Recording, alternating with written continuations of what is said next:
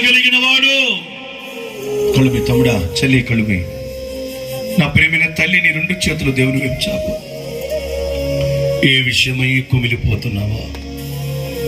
ఆ విషయంలో దేవుడు నీకు విడుదల ఇవ్వటానికి అదుగో మన మధ్య యేసయ్య సంచరిస్తున్నాడు.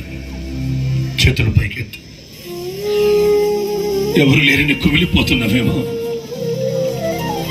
అందరుండి అనాథనైపోయానయ్యా, అవమానాలతో కురిగిపోతున్నానయ్యా, అనారోగ్యంతో యాతనలు అనుభవిస్తున్నానయ్యా, నీకంటే నాకు ఎవరు క్షేమాధారము లేరు అని నీలో నీవు కుమిలిపోతున్నవేమో.